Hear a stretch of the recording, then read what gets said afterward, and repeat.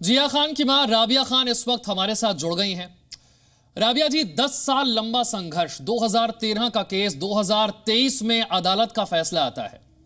अदालत के फैसले के बाद आज ये समझना बहुत जरूरी है, मैं जानना चाहता हूं कि अदालत के फैसले के बाद एक मां जिसने 10 साल संघर्ष किया इस केस में, वो मां आज क्या महसूस करती है?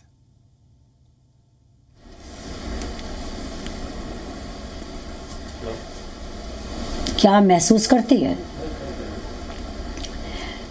जो मैं पहले दिन महसूस कर रही थी उसके जाने के बाद, वो महसूस मुझे आज भी है। और कोर्ट का जो फैसला था, I am very I mean with all my respect to the court, but अफसोस की बात यह है कि सीबीआई ने कोर्ट को राइट प्रेजेंटेशन ही नहीं किया केस का। अगर वो राइट डॉक्यूमेंट्स, राइट एविडेंसेस का प्रेजेंटेशन करते तो आज हमारी इस केस का फैसला ही कुछ अलग होता। वो राइट डॉक्यूमेंट्स, वो राइट एविडेंस क्या थे जो अदालत के सामने नहीं आ पाए? देखिए, आप ले लीजिए तस्वीरों से, कोर्ट के जजमेंट में भी कोई ये नहीं है कि हमने तस्वीरें देख ली हैं, हमने लिगेचर देख लिया है, हमने उसके व्हाट्सएप मैसेजेस देख लिए, हमने मोबाइल में जो चैट थी वो देख लिया है, हमने फोरेंसिक एक्सपर्ट की एनालिसिस जो है वो देख ली है, हमने पीजीआई जो फोरेंसिक सीबीआई की फोरेंसिक टीम थी उनकी रिपोर्ट, कंक्लूडेड रिपोर्ट देख ली है। कुछ भी नहीं रिप्रेजेंटेड था।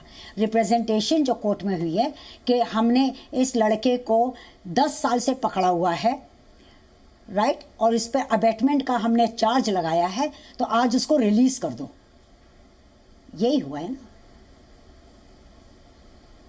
यही तो अदालत ने कहा कि सबूतों के अभाव में बरी किया जाता है। वो तो आज तक क्या, कौन से सबूत? ये सबूत तो आए नहीं ना। वो सबूत आए हैं कि जो उन्होंने बताए हैं कि ये लड़का अबेटमेंट में इन्वॉल्व नहीं था। वो तो मैं भी कहती हूँ, मैंने तो नहीं कहा था कि हमारी बेटी ने सुसाइड किया और सूरज पंचोली उसका जिम्मेदार है। ये तो जुहू पुलिस की कहानी थी, और जुहू पुलिस ने ही ये कहानी लपेटी उस 2 घंटे के अंदर विदाउट इन्वेस्टिगेशन। फिर वही कहानी को सीबीआई ने पकड़ ली, और सीबीआई उसको 10 साल तक, जितने भी साल सीबीआई को मिला था कुछ 2015 में, 15 से लेके अब तक वो खींचती रही। तो इसमें ये 10 साल की जो जर्नी है, ये जुहू पुलिस और सीबीआई की जर्नी है विद सूरज पंचोली। और मेरा संघर्ष है कि आज तक मुझे ये जवाब नहीं मिला कि मेरी बच्ची की मौत कैसे हुई। कानूनी लड़ाई की तो आपने बात की, लेकिन पिछले 10 साल एक मां के तौर पर अगर मैं आपसे पूछूं, कितना मुश्किल ये वक्त रहा? देखिए, ग्रीफ जो है ये भी एक संघर्ष है, जिससे एक किसी को भी जो अपने प्यारे चाहने वालों को खो देता है, उसका वो अपना संघर्ष हो जाता है। और कानून के साथ लड़ने का वो अलग संघर्ष होता है। दोनों को साथ लेके मैं लड़ रही हूँ रोज। एक तरफ मुझे गुस्सा आता है जहाँ कानून आता है, और एक तरफ मुझे बहुत तरस और डूब के मुझे रोना आता है जहाँ मेरी मोहब्बत, मेरा प्यार, मेरी लाडली बेटी का था। तो ये संघर्ष मैं लेके चल रही हूँ, पर लेकिन जिंदा हूँ इसी उम्मीद पर कि एक ना एक दिन तो कोई चमत्कार होगा।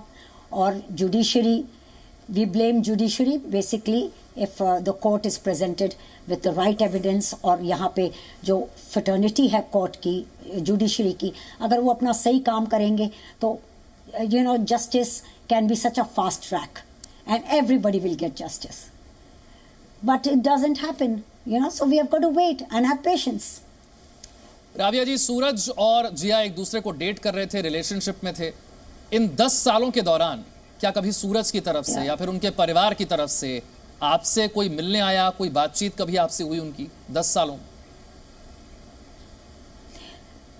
ये ही मुझे हैरत की बात लगती है कि एक तरफ उस सुसाइड कहा गया, फिर उसको ब्लेम किया गया कि उसने अबेट किया है, फिर उसके बाद और मैं कहती रही ये मर्डर है। अब वो एक्विट हो गया है, तो तब भी मैं कह रही हूँ कि ये मर्डर है। अगर उसको मालूम है कि ये सुसाइड नहीं है और सुसाइड उसने इन्वोक नहीं किया था, और वो इतना प्यार करता था तो वो कम से कम कुछ तो करते हैं ना, कुछ तो आते ही कहते कि हम तुम्हारी हेल्प कर देते हैं, हमें भी पता लगाना है कि किसने मारा है, हमें भी पता लगाना है। You understand me? वो कहानियां ना लपेटते। शुक्रिया राबिया जी। इस 10 साल के संघर्ष को हम समझ सकते हैं, एक मां के तौर पर आपने क्या महसूस किया होगा, लेकिन अदालत का फैसला हमारे सामने है और आगे कानूनी विकल्प आपके पास क्या है उसके लिए आपने खुद ही बताया कि आप अपने वकील से बात कर रही हैं, इस पर आप विचार करेंगे। बहुत बहुत शुक्रिया हमसे बातचीत के लिए। जी न्यूज़।